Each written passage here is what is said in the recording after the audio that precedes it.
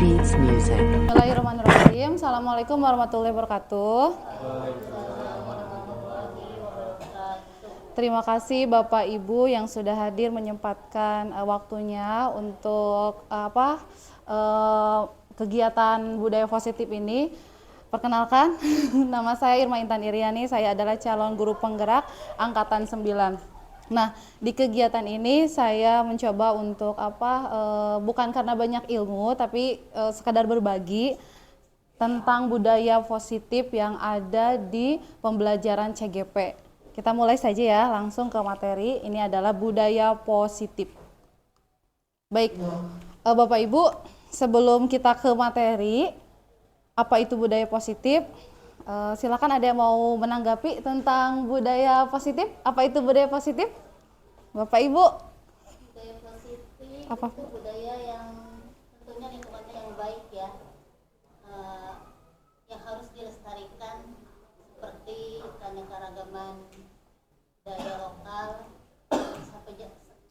jangan sampai hilang, harus dilestarikan terus. Itu mungkin. Oh ya, budaya positif ada lagi, Bapak? Budaya yang baik ya, yang baik yang berkembang di sekitar sekolah seperti sopan santun, tata krama dan Lain. Ada lagi? Yang mau berpendapat tentang budaya positif? Ada lagi? Silakan Bapak. Itu menurut saya budaya baik yang menjadi kebiasaan di suatu tempat. Di suatu tempat. Baik, semua jawabannya memang yang terkait dengan positif itu memang budaya positif. Nah, budaya positif itu adalah sebuah pembentukan dari apa? Pembentukan dari karakter yang mau dibentuk itu seperti apa gitu. Banyak ya karakter yang kita atau sebagai guru yang mau diinginkan gitu. Misalnya tanggung jawab, disiplin, apalagi karakter itu? Mandiri sesuai dengan profil pelajar Pancasila, ya itu ada mandiri, kreatif, inovatif dan sebagainya. Banyak karakter yang mau dibentuk. Bertakwa, ya itu yang utama. Lalu dari karakter itu nanti akan membentuk sebuah pembiasaan. Nah itulah budaya positif. Habit ya, pembiasaan. Jadi dari budaya positif itu harapannya nanti menjadikan sebuah pembiasaan. Kita lanjutkan, mari kita berdiskusi ya Bapak Ibu ya. Yang pertama, nah ini ada sebuah pertanyaan. Apakah Bapak Ibu pernah menghukum siswa? Pernah, berarti pernah ya. Pasti pernah menghukum siswa. Lalu pertanyaan yang kedua, menurut Bapak Ibu boleh atau tidak sih menghukum siswa itu? Boleh. Alasannya apa? boleh supaya tidak mengulangi lagi. Oh itu ya. Biar jelas. Apa Bapak? Oh iya, itu sudah di Apa Bapak? Karena satu tujuannya supaya anak tersebut tidak mengulanginya lagi. Kedua ya untuk disiplinnya juga. Tiga supaya, tapi jangan menghakimi ya. Menghukumnya, tapi lebih ke edukatif gitu, lebih ke. Jadi ada setelah dihukum itu ada perbaikan keharapannya gitu ya? Iya, Pak Jera. Apalagi Bapak? Kalau menurut saya itu bukan hukuman, konsekuensi. Ya, sanksi. Beda. Menurut saya sih, kalau saya sih jangan menghukum, mungkin dari cara lain yang lebih pantas kita lakukan biar mereka itu tidak melakukan kesalahan yang sama. Iya, itu. Saya pun sama sih kalau kita berdiskusi tentang menghukum, saya pun pernah gitu melakukan ya namanya menghukum. Lalu apa sih? Tadi dulu. Mana? Sebentar. Susah.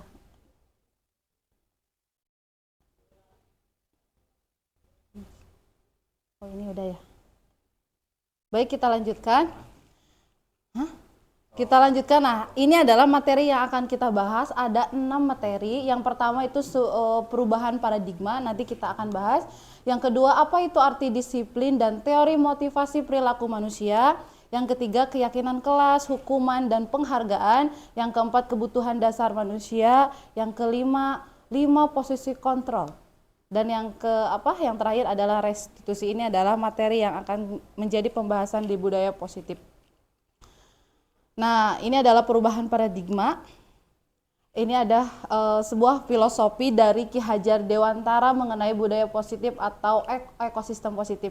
Nah, kita ambil contoh perbandingannya dengan hidup tumbuh-tumbuhan seorang petani. Jadi KHD ini filosofinya membandingkan seorang petani dalam hakikatnya sama kewajibannya dengan seorang pendidik. Jadi petani itu diibaratkan adalah seorang pendidik yang menanam padi, misalnya hanya dapat menuntun tumbuhnya padi, ia dapat memperbaiki kondisi tanah, memelihara tanaman padi, memberi pupuk dan air, membasmi ulat-ulat atau jamur-jamur yang mengganggu hidup tanaman padi dan lain sebagainya.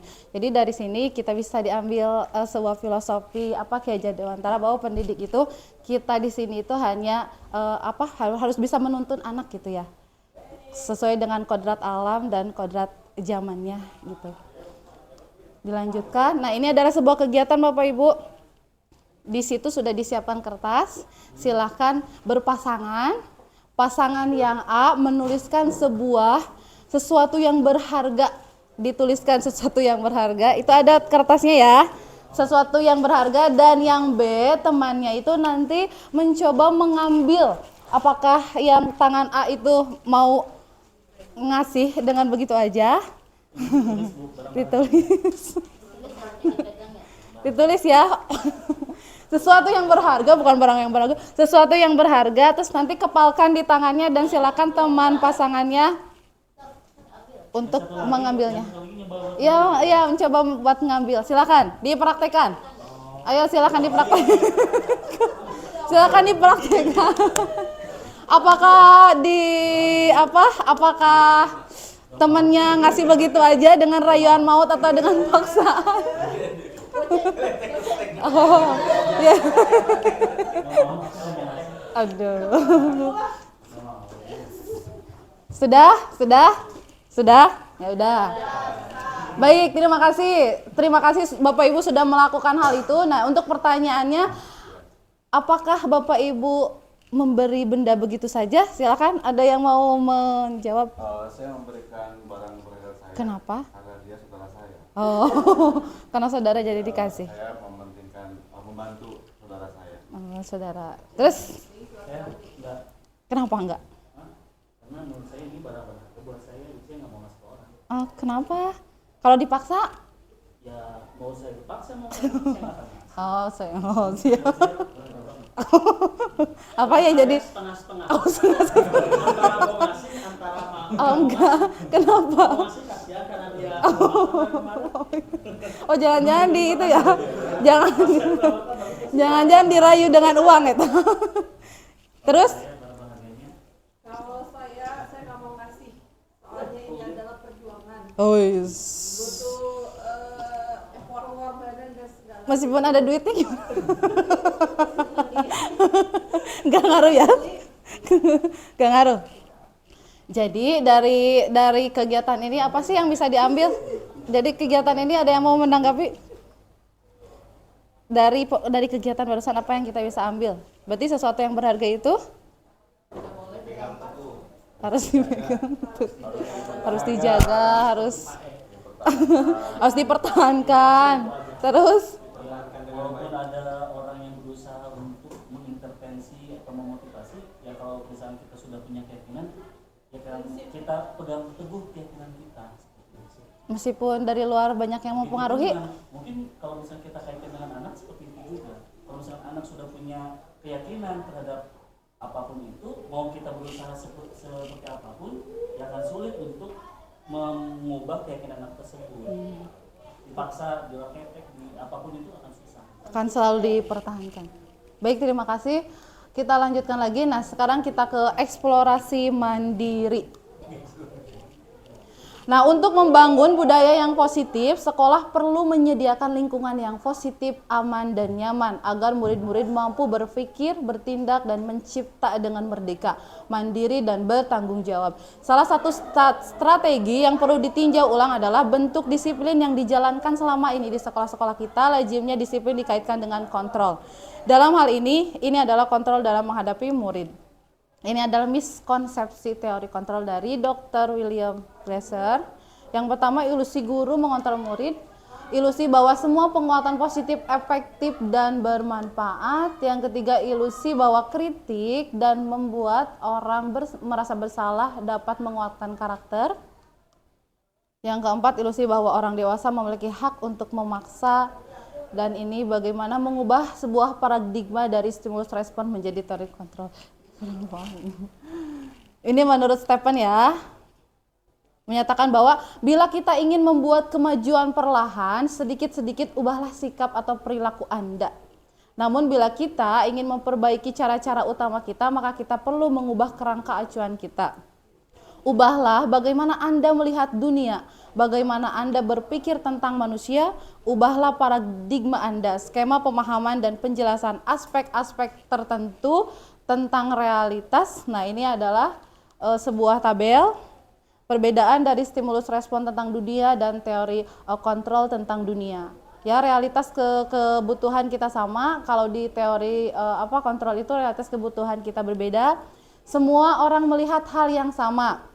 Setiap orang memiliki gambaran berbeda. Kita mencoba mengubah orang agar berpandangan sama dengan kita, tetapi di teori kontrol itu kita berusaha memahami pandangan orang lain tentang dunia. Perilaku buruk dilihat sebagai suatu kesalahan. Teori kontrolnya adalah semua perilaku memiliki tujuan. Orang lain bisa mengontrol saya, hanya Anda yang bisa mengontrol diri Anda. Saya bisa mengontrol orang lain, Anda tidak bisa mengontrol orang lain. Terus pemaksaan ada pada saat bujukan gagal. Lalu di teori kontrol itu ada kolaborasi dan konsensus menciptakan pilihan-pilihan baru. Model berpikir menang atau kalah, kalau di sini adalah model berpikir menang. Menang dan menang gitu. Terus kita lanjutkan lagi ke materi selanjutnya, yaitu tentang keyakinan kelas, hukuman dan penghargaan. Langsung ini kan? Disiplin. Oh belum. Bentar dulu. Enggak ini. Oh, iya benar. Ini ya. Ya.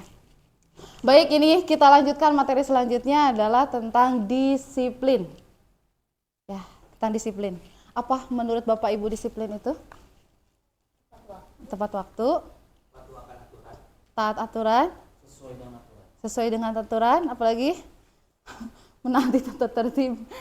Apalagi? Itu ya disiplin ya. Baik, kita lanjutkan. Ini adalah teori disiplin. Berasal dari bahasa Latin atau disiplin, yaitu yang artinya belajar. Makna asal dari kata ini berkonotasi dengan disiplin diri dari murid-murid. Ya, ini susah. Disiplin diri membuat orang menggali potensinya menuju sebuah tujuan, apa yang dia hargai. Namun dalam budaya kita, makna disiplin telah berubah menjadi sesuatu yang dilakukan seseorang pada orang lain untuk mendapatkan kepatuhan. Kecenderungan umum adalah menghubungkan kata disiplin dengan ketidaknyamanan, bukan dengan apa yang kita hargai atau pencapaian suatu tujuan yang mulia. Ini menurut Ki Hajar Dewantara. Di mana ada kemerdekaan, disitulah harus ada disiplin yang kuat. Sesungguhnya disiplin itu bersifat yaitu kita sendiri yang mewajibkan kita dengan sekeras-kerasnya, tetapi kita sama saja, sebab jikalau kita tidak cakap melakukan self disiplin, wajiblah penguasa lain mendisiplinkan diri kita, dan peraturan sedemikian itulah harus ada di dalam suasana yang merdeka. Lalu ini adalah teori motivasi perilaku manusia, itu terbagi menjadi dua, ada motivasi eksternal dan motivasi internal. Yang baiknya yang mana ya Bapak Ibu ya? Internal. Mengapa demikian? Eksternal juga baik. Coba. Kenapa coba? Kalau internal itu biasanya lebih apa ya? Berasal dari diri ya? Iya, sumbernya lebih lama. Ya, dari diri kamu sendiri. Tapi kalau eksternal biasanya ada pengaruh atau ya dari orang lain. Ya, ini adalah salah satu contoh motivasi eksternal untuk menghindari ketidaknyamanan atau hukuman. Apa yang akan terjadi apabila saya melakukannya untuk mendapatkan imbalan dari orang lain atau institusi, apa yang akan saya dapatkan apabila saya melakukannya. Nah, kalau di internal ada tujuannya ya disiplin positif. Saya akan menjadi orang yang seperti apa bila saya melakukannya. Jadi ada perbedaan ya, eksternal dan internal gitu. Lalu, nah ini menurut Anda dari ketiga jenis motivasi tadi, motivasi manakah yang saat ini paling banyak mendasari perilaku murid yang ada di sekolah kita nih? Coba bisa, ada alasannya nggak kenapa bisa eksternal di sekolah kita rata-rata?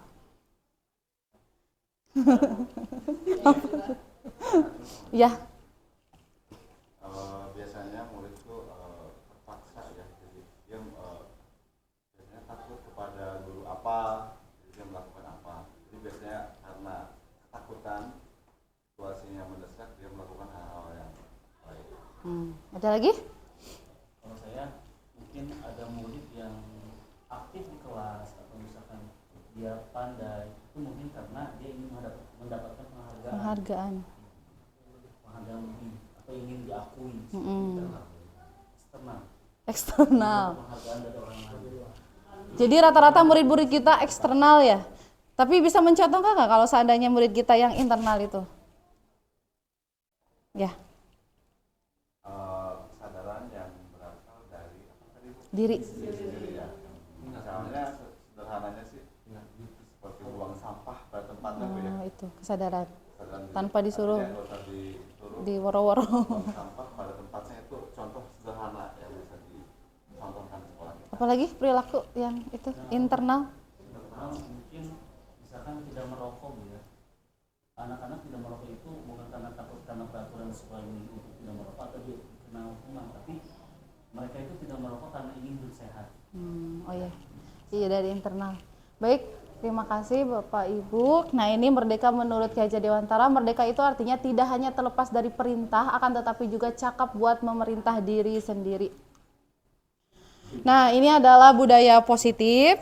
Kita ke budaya positif. Budaya positif itu yang pertama dari peraturan sekolah menjadi keyakinan kelas, lingkungan positif dan menjadi budaya positif pembiasaan ini. Lalu keyakinan kelas, hukuman dan penghargaan. Nah, kita kupas tuntas ya tentang ini, keyakinan kelas itu apa, hukuman itu apa, dan penghargaan itu seperti apa sih gitu. Mengapa tidak peraturan saja? Mengapa harus keyakinan kelas? Nah, kita itu sebetulnya sudah melakukan belum sih yang namanya keyakinan kelas? Sudah ya. Setiap kalau jadi wali kelas mungkin ada di awal-awal pembelajaran, tapi itu masuknya ke kesepakatan. Ya.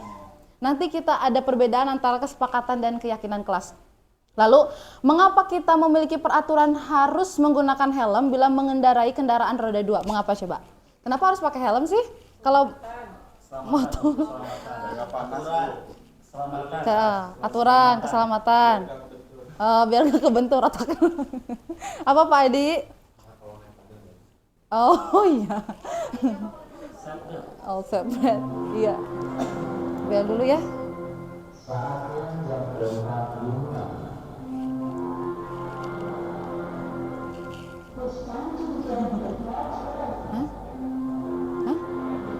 Iya bisa deh dia. Terus yang kedua, mengapa kita memiliki peraturan? Oh ini waktu kita pandemi nih 3M, menggunakan masker, mencuci tangan, dan menjaga jarak. Kenapa coba harus menggunakan masker? Sampai sekarang menjadi pembiasaan ya. Kesehatan juga ya, apalagi menularkan ke yang lain ya. Makanya kita menjaga. Terus yang ketiga, mengapa kita memiliki peraturan harus datang tepat waktu pada saat kita melakukan pelatihan? Kenapa harus tepat waktu? Enggak hanya pelatihan sih, kerja juga harus tepat waktu. Kenapa sih harus tepat waktu? Menghargai. Apalagi? Aturan. Peraturan. Apalagi? Disiplin. Oh iya itu. Dan sebagainya ya. Nah, untuk mendukung motivasi intrinsik kembali ke nilai-nilai keyakinan lebih menggerakkan seseorang dibanding mengikuti serangkaian peraturan. Jadi, nah ini adalah sebuah pembentukan keyakinan ya. Ini poin-poinnya. Bacain ya. Yang pertama, keyakinan kelas bersifat lebih abstrak daripada peraturan. Ini perbedaan antara keyakinan dan peraturan itu ya. Yang lebih rinci dan konkret, keyakinan kelas berupa pernyataan-pernyataan universal, pernyataan keyakinan kelas senantiasa dibuat dalam bentuk positif. Keyakinan kelas hendaknya tidak terlalu banyak sehingga mudah diingat dan dipahami oleh semua warga kelas. Keyakinan kelas sebaiknya sesuatu yang dapat diterapkan di lingkungan tersebut. Semua warga kelas hendaknya ikut berkontribusi dalam pembuatan keyakinan kelas lewat kegiatan curah pendapat, bersedia meninjau kembali keyakinan kelas dari waktu ke waktu. Ini perbedaan antara keyakinan dan tadi peraturan, apa sih kesepakatan peraturan. Prosedur pembentukan keyakinan kelas nih, mempersilahkan murid-murid di kelas untuk bercurah pendapat tentang peraturan yang disepakati di kelas, mencatat semua masukan-masukan para murid di papan tulis atau di kertas besar, terus di mana semua anggota kelas bisa melihat hasil curah pendapat. Susunlah keyakinan kelas sesuai prosedur pembentukan keyakinan kelas. Gantilah kalimat itu menjadi dari negatif menjadi positif. Di contohnya, kalau kalimat negatif, jangan berlari di kelas atau koridor. Tetapi kalau menjadi keyakinan kelas, diubah menjadi positif itu menjadi berjalanlah di kelas atau koridor. Jadi katanya itu lebih positif gitu ya. Terus tinjau kembali daftar curah pendapat yang sudah dicatat. Anda mungkin akan mendapati bahwa pernyataan yang tertulis di sana masih banyak yang berupa peraturan-peraturan. Selanjutnya ajak murid untuk menemukan nilai kebajikan. Setiap dibuat keyakinan itu harus ada nilai kebajikannya. Apa sih nilai kebajikannya? Terus lalu tinjau ulang keyakinan kelas secara bersama-sama. Seharusnya setelah beberapa peraturan telah disatukan menjadi beberapa keyakinan, maka jumlah butir pernyataan keyakinan akan berkurang. Sebaiknya keyakinan kelas itu tidak terlalu banyak, bisa berkisar antara 3 sampai 7 prinsip atau keyakinan. Bila mana terlalu banyak, maka warga kelas akan sulit mengingatnya. Jadi jangan terlalu banyak kalau setiap membuat peraturan itu ya, keyakinan. Setelah keyakinan kelas selesai dibuat, maka semua warga kelas dipersilakan meninjau ulang dan menyetujui dengan menandatangani keyakinan kelas tersebut, termasuk guru dan semua murid. Keyakinan kelas selanjutnya bisa dilekatkan di dinding kelas di tempat yang mudah dilihat semua warga kelas. Ini adalah salah satu contoh dari keyakinan kelas. Contohnya hormat. Ini pernyataannya ya, kami meyakini bahwa sangat penting untuk menghormati semua orang dan barang milik orang lain. Bekerja, kami meyakini bahwa sangat penting untuk mengerjakan segala pekerjaan atau mengikuti kegiatan yang telah ditugaskan, diterima dan dimiliki. Kami meyakini bahwa sangat penting untuk merasa diterima pada suatu kelompok dan sangat peduli satu dengan yang lainnya. Ini adalah tabel, ada tabel A dan tabel B. Coba Bapak Ibu, manakah yang termasuk keyakinan kelas? Tabel A apa tabel B? Yang B, mengapa yang B? Karena sesuai dengan aturan yang tadi. Yang tadi, yang pertama ya. Jadi dari kalimatnya aja itu. Dari kami berarti Ya. Sebetulnya semua juga ada nilai kebajikannya sih. Ya. Kalau itu dia lebih universal rata-ratanya. Yang mana? Yang B. Yang B. Kalau yang A lebih ke fokus spesifik. ya spesifik ya. Contohnya ini kayak datang tepat waktu, mengucapkan salam, menjaga kebersihan sekolah, berdoa sebelum dan sesudah kegiatan, aktif dalam pembelajaran, tertib. Nah, itu peraturan ya. Tapi kalau sudah dibuat keyakinan kelas, jadi kami guru dan murid yang saling menyayangi. Kami murid yang semangat belajar, kami murid yang peduli dengan teman-teman. Jadi sudah diubah kata-katanya ya. Nah, ini adalah kegiatan pendalaman keyakinan kelas tadi, ada tabel Y dan tabel T. Contohnya kita contohkan hormat ya. Hormat itu ada yang terdengar, berperilaku, terlihat. Yang terdengarnya seperti apa kalau hormat? Berbicara dengan bahasa-bahasa. Itu yang terdengarnya, berbicara dengan bahasa-bahasa yang baik. Kalau yang berperilakunya berarti hormat itu contohnya adalah berperilakunya itu ya 5S, kegiatan 5S, senyum, sapa, salam. Nah, kalau yang terlihatnya menyayangi, terlihat gitu kalau menyayangi. Kelihatan nggak sih kalau menyayangi? Dari matanya ya. Perhatian. Oh, dari perhatiannya. Oh, dari sikapnya itu ya kalau dihormat ya. Nah, kalau kita kembali ke tabel T, ada 2 itu ada yang tampak dan yang tidak tampak. Kalau hormat yang tampaknya apa? Senyum. Senyum yang tampaknya itu udah menghormati ya kalau senyum ya. Kalau yang tidak tampaknya Cemberut. Cemberut. Berarti cemberut itu perilaku yang tidak tampak ya, tidak. Ya udah, itu salah satu contohnya, nggak usah semuanya ya dicontohin. Lanjut. Nah, kita akan mengisi nih sama-sama nih tentang keyakinan dan apa sih nilai kebajikan yang ada di setiap aturan itu. Yang pertama, selalu kembalikan buku ke tempatnya. Kira-kira apa nilai kebajikannya? Jujur. Selalu kembalikan buku ke tempatnya. Apa nilai kebajikannya? Itu disiplin, taat, tanggung jawab. Ya. Yang kedua, dilarang mengganggu orang lain. Apa nilai kebajikannya? Saling menghargai. Hadir di sekolah 15 menit sebelum pembelajaran dimulai. Disiplin. Dilarang melakukan kekerasan. Dilarang menggunakan narkoba. Kesehatan. Bergantian atau menunggu giliran. Budaya apa? Disiplin. Gunakan masker. Kesehatan. Jangan berlari di kelas atau koridor. Ini adalah isinya ya. Yang pertama adalah tanggung jawab. Selalu kembalikan buku itu adalah nilainya, kebajikan yang dituju itu adalah tanggung jawab. Dilarang mengganggu orang lain itu salah satu nilai kebajikannya adalah menghormati orang lain dan diri sendiri. Hadir di sekolah 15 menit sebelum pembelajaran itu menghormati orang lain atau komitmen. Dilarang melakukan kekerasan itu adalah keselamatan dan menghormati orang lain. Dilarang menggunakan narkoba, kesehatan. Bergantian atau menunggu giliran, menghormati orang lain, kesabaran. Gunakan masker, kesehatan juga keselamatan. Dan jangan berlari di koridor, itu bisa masuk nilai kebajikannya adalah keselamatan dan keamanan. Ini kita lanjutkan ke hukuman, sanksi, dan restitusi. Udah sejam belum sih? Ini adalah 3 tabel perbedaan dari hukuman, disiplin, dan restitusi. Kira-kira nih, kita selama ini masuk kemana? Hukuman atau sanksi atau restitusi? Kita sebagai pendidik Tiga-tiganya ada, Bu. pernah melakukan itu. Seringnya hukuman. Tapi jujur ini kalau CGP nggak pernah melakukan restitusi.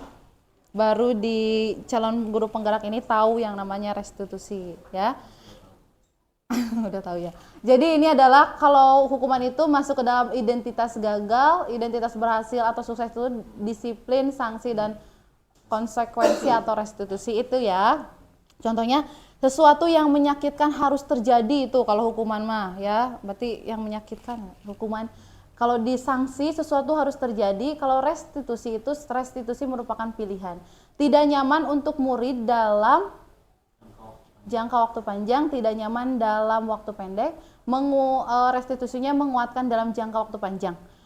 Hukuman, korban mendapatkan keadilan. Kalau sanksi, korban bisa diabaikan. Kalau restitusi, korban mendapat ganti. Murid tersakiti. Kalau disanksi itu murid tidak nyaman. Kalau di restitusi itu murid mendapat penguatan. Murid membenci peraturan. Kalau disanksi murid menghormati peraturan. Kalau di restitusi murid menghormati dirinya dan orang lain. Kalau hukuman itu lebih ke negatif. Kalau sanksi netral dan restitusi itu positif. Terus hukuman mode paksaan. Kalau disiplin, stimulus respon, dan restitusi teori kontrol. Terus mendorong menyalahkan diri, mendorong kepatuhan, mendorong disiplin positif. Terus di hukuman konsep diri buruk, konsep diri baik. Kalau restitusi konsep diri itu kuat. Dibuat oleh guru hukuman. Kalau sanksi dibuat guru dan anak. Kalau restitusi itu lebih dibuat ke anak diri sendiri. Terus tiba-tiba tidak diharapkan atau melukai. Kalau di sanksi sudah diketahui dan masuk akal. Kalau restitusi berupa undangan untuk melakukan restitusi. Ini adalah tabelnya. Dari adalah dihukum oleh penghargaan. Ada yang mau menjelaskan ini? Bapak silakan Pak. Menjelaskan ini dihukum oleh penghargaan. Kalau menurut saya Bu ya, dihukum oleh penghargaan itu pengelolaan jangka pendek dan jangka panjang itu mungkin anak itu akan mencoba untuk mendapatkan penghargaan. Itu selalu mengerjakan sesuatu itu agar mendapatkan penghargaan. Kalau misalkan penghargaan menghukum, misalkan di suatu kelas ada satu anak yang mendapatkan penghargaan, mungkin bagi anak yang lain yang tidak mendapatkan penghargaan itu adalah sebuah hukuman. Kalau penghargaan mengurangi ketepatan, Ini setahu saya kalau nggak salah itu ada penelitian Bu. Jadi ada Iya. sebuah penelitian seorang anak laki-laki ketika dia belum dikasih penghargaan atau sebuah apa namanya Apa kebutuhan dasar reward? dia bisa menyelesaikan beberapa masalah. Tapi ketika dia sudah diberikan reward, sudah diberikan apa sih namanya ucapan selamat segala macam, ternyata kesalahan dia itu semakin sering dilakukan. Itu penghargaan mengakibatkan. Nah, penghargaan Tidak efektif. Ya, itu berarti kan bahwa penghargaan itu tidak selamanya bisa memotivasi anak. Kan? Penghargaan merusak hubungan. Biasanya kalau misalkan dalam satu kelas yang dapat penghargaan pasti orangnya itu juga biasanya, gitu kan? Iya. Sehingga antara anak yang sering mendapatkan penghargaan dan anak yang tidak mendapatkan penghargaan itu Ada kecemburuan ya? kecemburuan. Itu yang saya pahami. Iya, terima Ini ada kasih. yang lain teman-teman? Ada yang lain? Bapak Ibu. Pak E sudah ya. Oh nggak kelihatan di situ atuh. Di situ. Udah ya. Terima kasih sudah mewakili ya. Dilanjutkan. Ini adalah tindakan guru dan hukuman atau konsekuensi kita isi ya. Kira-kira ini masuk ke dalam mana? Mencatat 100 kali di dalam buku kalimat saya tidak akan terlambat lagi karena terlambat ke sekolah. Kira-kira ini masuk ke dalam hukuman atau konsekuensi. Hukuman.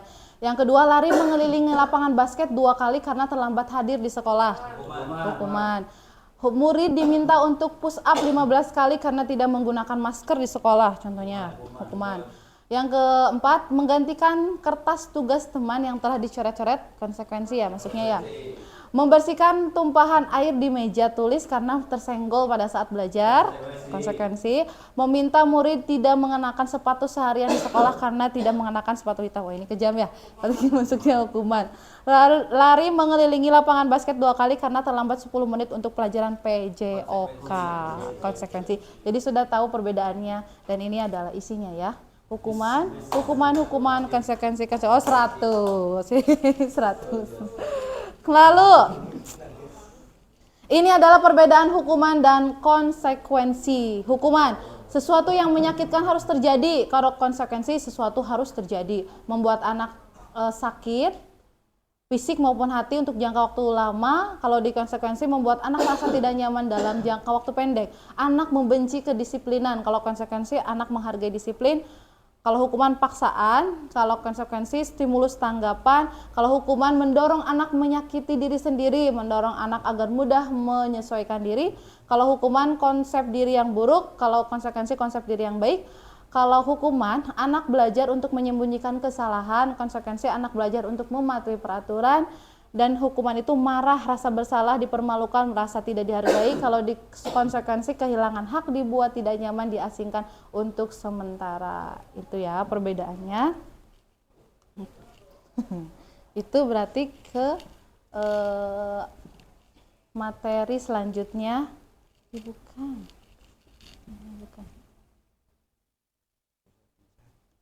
5 kebutuhan dasar. Materi selanjutnya yang keempat adalah kebutuhan dasar manusia. Ya, ini ada kasus. Kita pecahkan bareng-bareng ya Bapak Ibu. Ini bacakan. Ibu Ambar, guru wali kelas 2A di SD Pelita Hati, sedang bingung menghadapi ulah salah satu murid di kelasnya, Doni. Beberapa anak di kelas 2A telah datang padanya dan mengeluh Doni itu yang seringkali meminta bekal makan siang mereka dengan paksa. Jika Anda menghadapi situasi seperti Ibu Ambar nih, apa yang akan Anda lakukan? Menurut Anda kira-kira apa alasan Doni melakukan hal itu? Apa ya? Kenapa sih Doni memaksa? Kira-kira kenapa? Lapar. Terus? Gak punya uang. Terus? Pengen nyari perhatian ibu guru. Oh iya, kenapa ya nyari perhatian ibu guru? Kurang kasih sayang sepertinya. Oh. Sepertinya kurang kasih sayang ya. Kurang kasih sayang. Nah, ini adalah salah satu kasus yang termasuk ke dalam kebutuhan dasar manusia. Jadi ada 5 kebutuhan dasar manusia. Jadi kira-kira ini masuknya kemana nih? Kebutuhan dasar manusianya? Cinta. Oh, cinta. Nanti kita Nah, ini adalah kebutuhan dasar manusia. Jadi setiap manusia itu memiliki kebutuhan dasar dan setiap perilaku manusia itu sebetulnya ada tujuan. Anak melakukan sesuatu itu sebetulnya ada tujuannya ya. Yang pertama itu survival, bertahan hidup. Ya siapa tahu Doni itu karena lapar jadi belum makan ya untuk bertahan hidup gitu ya. Bisa masuk ke itu. Langsung ke cinta kasih dan merasa diterima. Nah, Doni tadi masuk gak kira-kira? Bisa biar bisa dipanggil terus kan bisa ngobrol sama Jadi ya dikenal ya nanti di kelasnya ya, oh Doni gitu nanti. Penguasaan? ya itu Bu, pengen dianggap paling hebat di kelasnya mungkin ya. Kalau penguasaan, kalau kesenangan? Jadi senang ngambil-ngambilin makanan. Kalau kebebasan? Kebebasan? Nah, ini adalah kebutuhan dasar manusia ada 5. Contoh tadi mungkin Doni yang kasus Ibu Ambar itu bisa masuk ke bertahan hidup dan cinta berarti ya, cinta kasih. Jadi OP itu Bu ya ya. ya setelah kasus itu kan mungkin Doni lebih Penguasaan juga mungkin bisa. apa kenapa bisa? Penguasaan dia ngambil itu supaya teman-teman yang lainnya takut sama Oh, dia. takut sama dia gitu ya. Puasa di kelas. Iya, Merasa berkuasa di paling kelas. hebat, gitu kan, paling kuat. Baik, terima kasih. Ini 5 kebutuhan dasar. Nah, kita isi ya. Ini ada kasus, ada 5. Yang pertama, ibu guru bilang, aku tidak boleh bersenandung waktu mengerjakan tugas. Katanya kelas harus tenang, tidak ada suara. Padahal kan aku suka dan senang menyanyi. Kira-kira kebutuhan apa itu? Itu dilarang menyanyi sama gurunya tuh. Kira-kira kebutuhan apa sih yang mau dia ambil? Apa? Senang. Kesenangan. Yang kedua ya, ibu guru tidak menyapaku hari ini padahal aku pakai jepit rambut yang baru gitu. Perhatian. Oh, butuh perhatian berarti butuh. Kebutuhannya yang mau diambil berarti cinta, perhatian ya itu ya. Terus yang ketiga, aku bosan. Masa belajarnya cuman gitu-gitu aja, dengerin ibu guru aja. Berarti pengen apa tuh? Bebas. Pengen bebas berartinya. Terus yang keempat, aku sebel, gambarku tidak rapi, malah ibu guru nunjukin ke teman-temanku di depan kelas. Kira-kira itu apa kebutuhannya tuh? Perlindungan dari rasa malu. Oh, perlindungan dari rasa malu. Apa? Kebutuhannya apa kira-kira tuh? Aku sebel, gambarku tidak rapi, malah ibu guru nunjukin ke temanku di depan kelas. Perhatian ya? Bisa perhatian. Oke. Nah, ini adalah isinya. Jadi yang pertama itu adalah kesenangan, cinta kasih, atau diterima, kebebasan, dan penguasaan. Gitu ya. Kita lanjutkan. Nah, ini adalah 5 posisi kontrol dari manusia. Oh, ini mah itu yang video. Bapak Ibu silakan. Ini ada sebuah video dulu. Silakan ditonton. Mana itunya? Silakan ditonton ya. Ini bahasan 5 posisi kontrol manusia. Salam bahagia Ibu dan Bapak Guru hebat. Dalam Mangga Bapak Ibu penerapan disiplin diminum positif restitusi, salah satu program yang dikembangkan adalah 5 posisi kontrol. 5 posisi kontrol dalam restitusi adalah proses perjalanan seorang pendidik agar dapat mengenali dirinya. Pada video kali ini, kita akan membahas tentang 5 posisi kontrol yang dikembangkan oleh Diane Rosen dan contoh penerapannya. Udah memenuhi belum ya?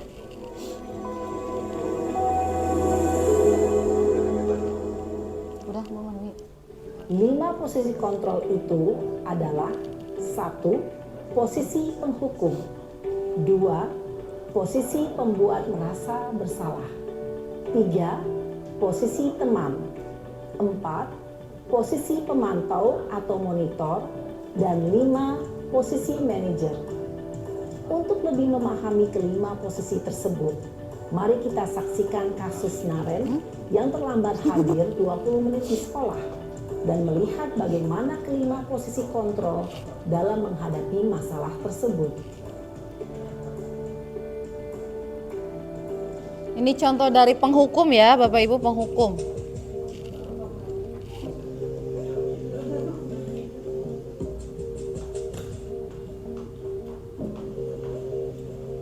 Naren, sini kamu. Bu. Selalu terlambat. Kamu deh, pasti Kata-katanya terlambat. selalu gitu. Maaf Bu, saya Apa? Apa coba? Alasan kamu apa lagi? Kapan sih kamu tidak terlambat? Malas sekali ya kamu jadi anak. saya Dasar pemalas. Gak kapok-kapok sih kamu. Sudah berapa kali terlambat? Sana, kamu keliling lapangan basket 2 kali. kenapa saya harus keliling lapangan basket, Bu? Kenapa? Kamu mau lawan ibu? Berani-beraninya jawab. Sudah terlambat, masih berani jawab pula. Sekarang, keliling lapangan basket 5 kali sekalian. Biar kapok. Cepat. Pergi sana ke lapangan basket. Posisi penghukum biasanya berbicara dengan nada tinggi, menghardik, menunjuk-nunjuk, menyakiti, dan menyindir. Hukuman bisa berupa fisik maupun psikis. Ibu dan bapak guru hebat. Dampak yang terjadi pada murid ketika guru berada pada posisi penghukum adalah murid cenderung akan memberontak, bahkan menyimpan dendam.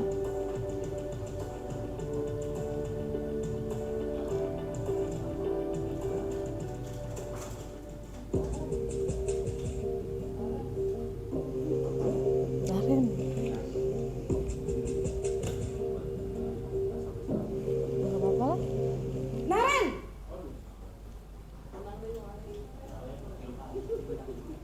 Selamat pagi, Bu. Naren. Kamu kenapa terlambat lagi, nak?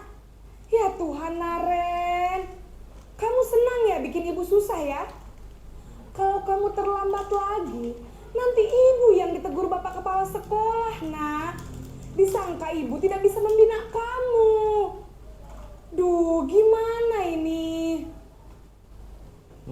Maaf, Bu. Duh, Gusti Naren. Kamu suka ya kalau ibu ditegur bapak kepala sekolah? Terus, sekarang ibu harus tulis apa ini di buku absen?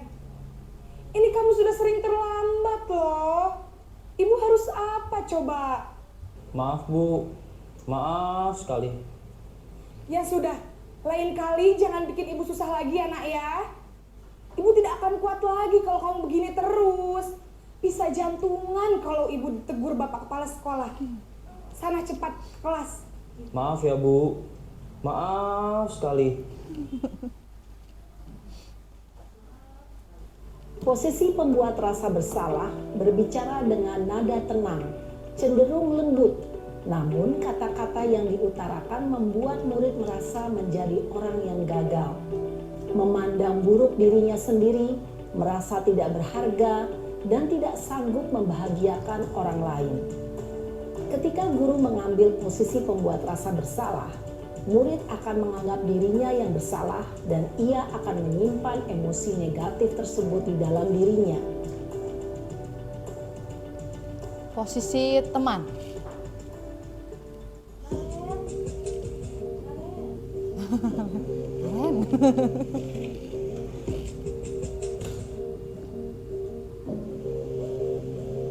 Naren!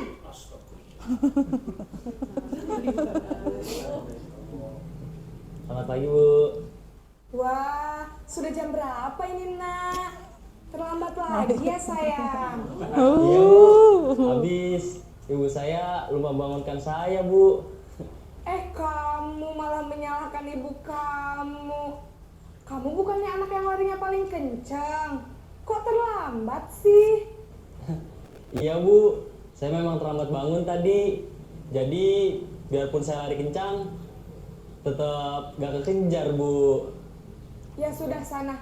Nanti lain kali larinya lebih kencang lagi ya. Biar gak terlambat lagi. Bikin senang ibu. Demi ibu. Bisa kan? Bisa lah, Bu. Ya sudah sana masuk Bisa kelas. lah. Ibu beresin urusan absen kamu. Kamu ini ada-ada saja. Dalam posisi teman, guru berbicara dengan nada suara ramah, akrab, cenderung bersenda gurau untuk menjaga suasana tetap santai. Murid akan merasa senang, aman, dan akrab dengan guru. Identitas yang tercipta adalah identitas sukses atau berhasil. Namun, perlu diingat, karena ini masih dorongan eksternal, maka ada faktor ketergantungan dari murid kepada orang tertentu. Di sini, guru absennya, sehingga di lain waktu, murid bisa berperilaku baik, namun hanya kepada orang-orang tertentu saja.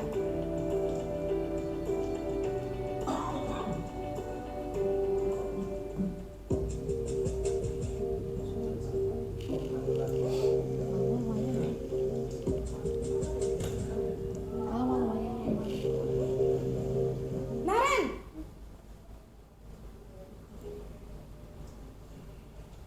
Selamat pagi, Bu. Naren, apa peraturan sekolah kita tentang jam berapa kita harus masuk sekolah, nak? Kita harus di sekolah jam 7, Bu. Iya betul, sekarang sudah jam 7.20. Naren sudah tahu konsekuensinya jika terlambat hadir. Paham, Bu. Saya harus tinggal kelas pas jam istirahat selama 20 menit. Iya benar, konsekuensinya demikian. Jadi nanti jam 9.30 pas istirahat, kamu harus tinggal di kelas, kerjakan tugas tambahan untuk ketertinggalan kamu, ya? Baik, Bu. Posisi pemantau mengandalkan penghitungan atau data untuk mengontrol murid. Guru mengarahkan murid berdasarkan peraturan dan konsekuensi. Seorang pemantau menunjukkan bahasa tubuh dan ekspresi wajah yang datar dan cenderung formal.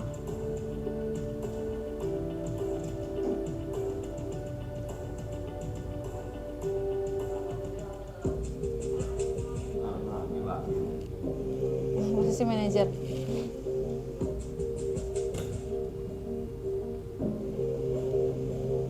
Naren!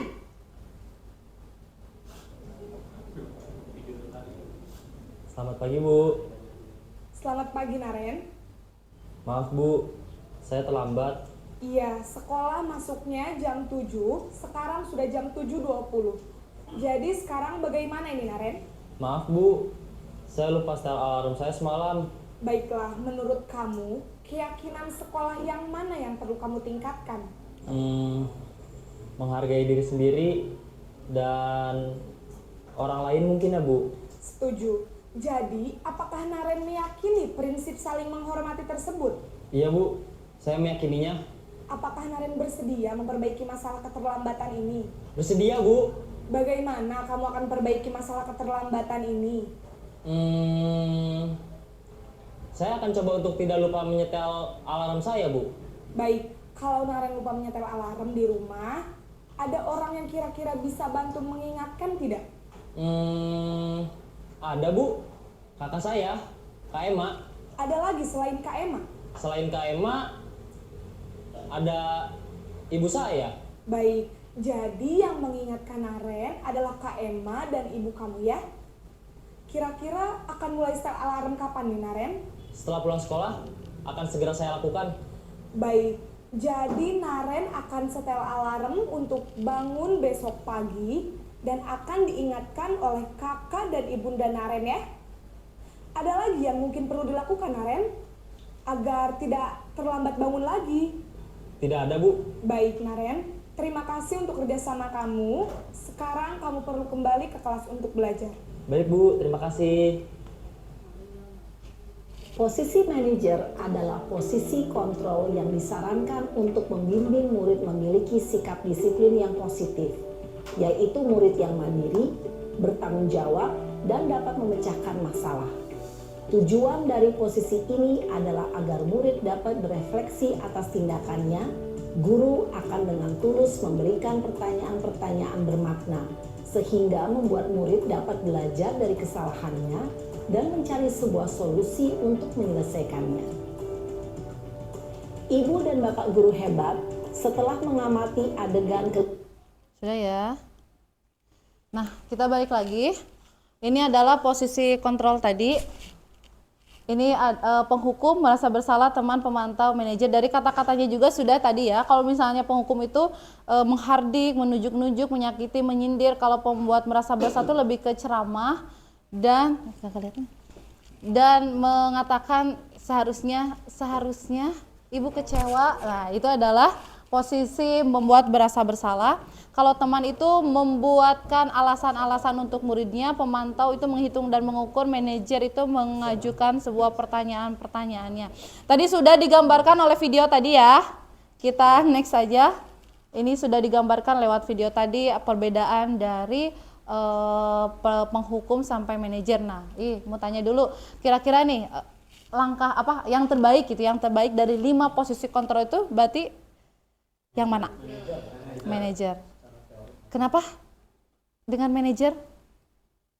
Karena dengan manajer itu kita tidak sedang mengontrol anak, Tetapi kita membuat anak itu mencari sendiri solusinya atas apa yang dia lakukan. tadi masuk ke motivasi internal itu ya, dari diri juga ya masuknya. Ya, baik, terima kasih. Nah, ini kita lanjutkan ke restitusi. Ini adalah bahasan terakhir. Apa itu restitusi? Nah, ini adalah restitusi ini adalah 5 posisi kontrol tadi yang dipelajari di pendidikan guru penggerak. Restitusi itu apa? Restitusi adalah proses menciptakan kondisi bagi murid untuk memperbaiki kesalahan mereka sehingga mereka bisa kembali pada kelompok mereka dengan karakter yang lebih kuat dan tidak menyakiti gitu ya. Ini ada 9 ciri-ciri dari restitusi. Yang pertama, bukan untuk menebus kesalahan, namun untuk belajar dari kesalahan. Yang kedua, memperbaiki hubungan. Yang ketiga, tawaran bukan paksaan. Yang keempat, restitusi itu menuntut untuk melihat ke dalam diri. Yang kelima, restitusi itu mencari kebutuhan dasar yang mendasari tindakan. Yang keenam, restitusi diri adalah cara yang paling baik untuk memperbaiki diri. Yang ketujuh, restitusi fokus pada karakter bukan tindakan. Yang kedelapan, restitusi itu fokus pada solusi. Yang kesembilan, restitusi mengembalikan murid yang berbuat salah pada kelompoknya. Ini adalah segitiga restitusi ya. Yang pertama itu ada menstabilkan identitas. Yang seperti apa menstabilkan identitas? Yang kedua, memvalidasi tindakan yang salah, dan yang ketiga itu menanyakan keyakinan. Jadi segitiga restitusi itu apa sih? Apa, Pak? Dari segitiga ini nih, sebenarnya untuk apa gitu? Kalau ada kasus menyelesaikan kasus yang terjadi pada tanpa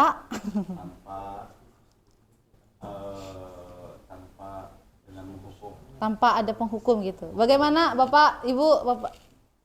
Apa segitiga restitusi itu sih? Kalau menanyakan menstabilkan identitas dulu nih, validasi tindakan yang salah dulu, menanyakan keyakinan. Mungkin langkah-langkah Langkah-langkah untuk menyelesaikan masalah. Ya, ini ya contoh dari segitiga restitusi itu dari menstabilkan identitas dulu. Nah, setiap orang pasti pernah melakukan kesalahan. Kamu bukan satu-satunya yang pernah melakukan ini. Kalau validasi tindakan yang salah, kamu tentu punya alasan mengapa melakukan itu. Terus, adakah cara yang lebih efektif untuk mendapatkan apa yang kamu butuhkan? Terus dari menanyakan keyakinan, nilai-nilai apa yang telah kita sepakati, kamu ingin menjadi orang yang seperti apa gitu ya.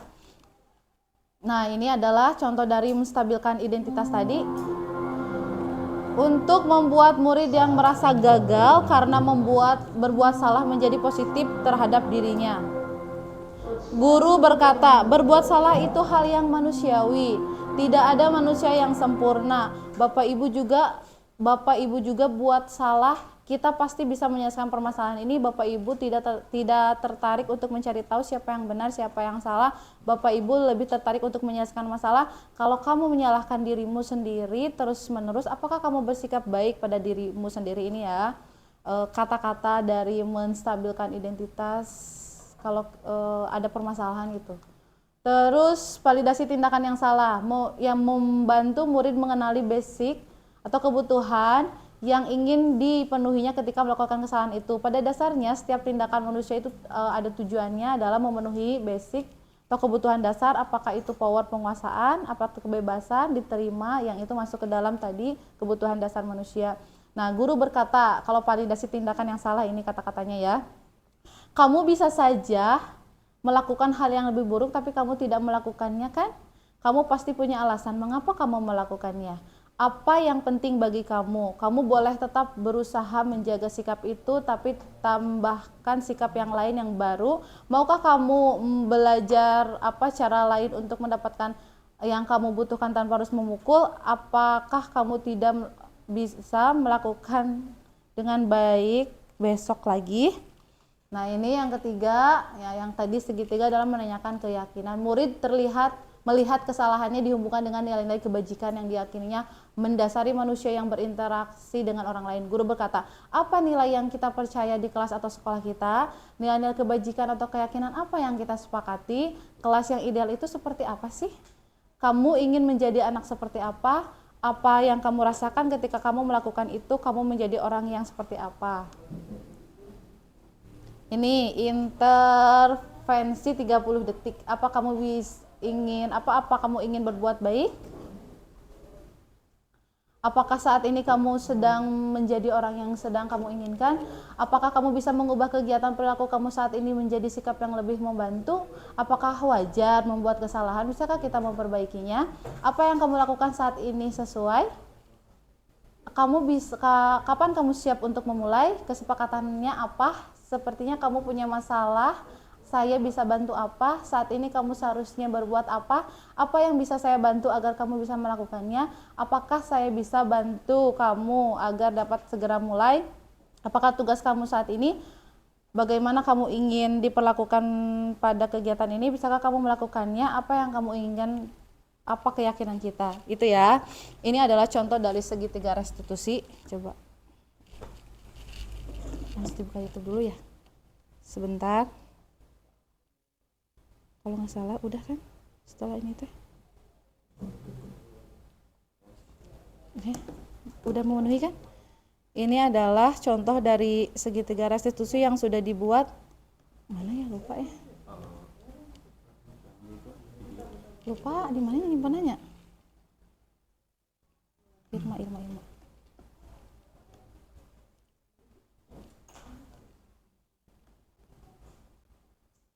ini lihat YouTube aja ya.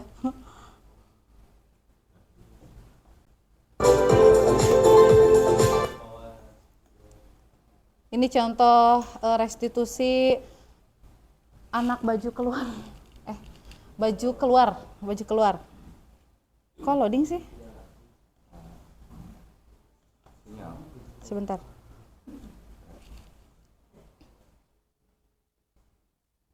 Ini udah tapi nggak masuk. Iya bentar, satu lagi kan restitusi.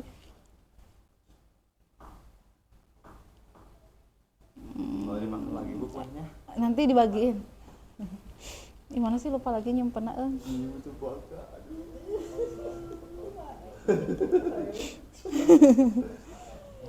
Kok disconnect sih? Oh, connect. Nah, ini. Kasih tanda dong kalau mulai. Tapi ya tayangin di itu ya. Kok nggak bisa? Tayangin di slide-nya. Mana nggak connect? Konekin dulu tuh. Satu lagi. Ya, satu lagi.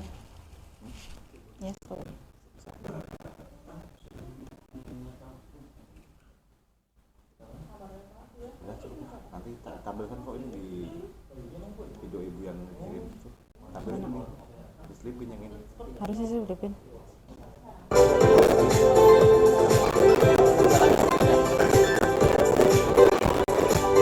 Kok burem sih? Kok burem? Nah, ini stres tuh sih.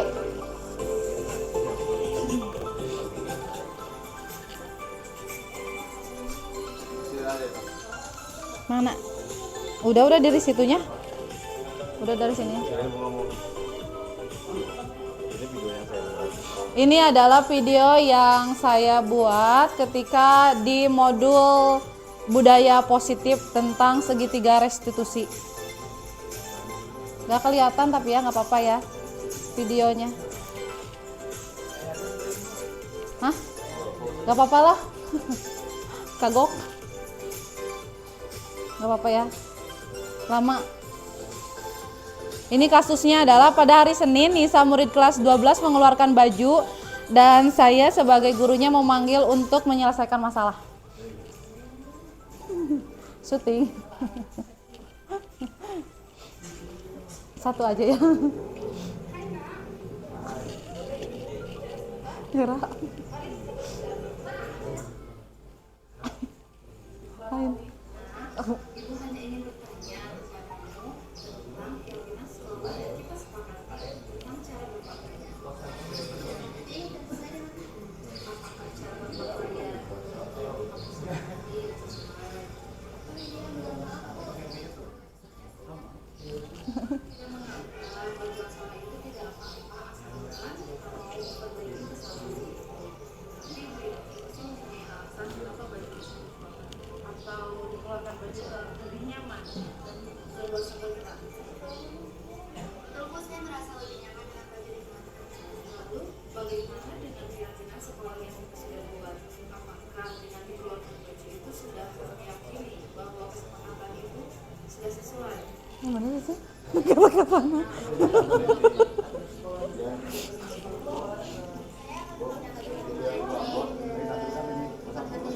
Iya enggak ini satu aja.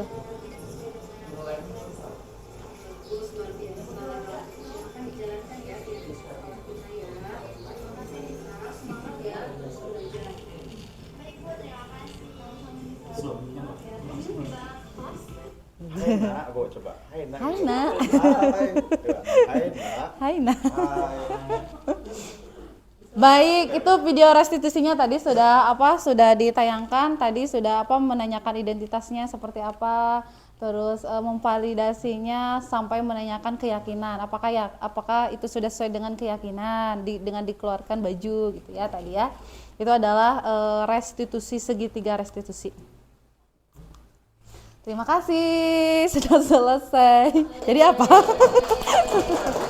Bapak Ibu, terima kasih banyak untuk waktunya yang sudah ikut bergabung dalam kegiatan diseminasi. Semoga dari paparan tadi bisa ada sedikit maksudnya ilmu ya untuk berbagi, untuk untuk berbagi maksudnya diaplikasikan di sekolah ini, karena ya saya pun sebagai pendidik masih jauh dari kata manajer gitu ya. Selama ini masih sebagai penghukum gitu yang dilaksanakan, ternyata dari 5 itu kan masih jauh gitu dari penghukum, pemantau sampai ke manajer. Semoga kita bisa menjadi pendidik yang lebih baik, yang sesuai dengan filosofi Ki Hajar Dewantara, menuntut anak sesuai dengan kodrat alam dan kodrat zamannya gitu ya. Terima kasih ya.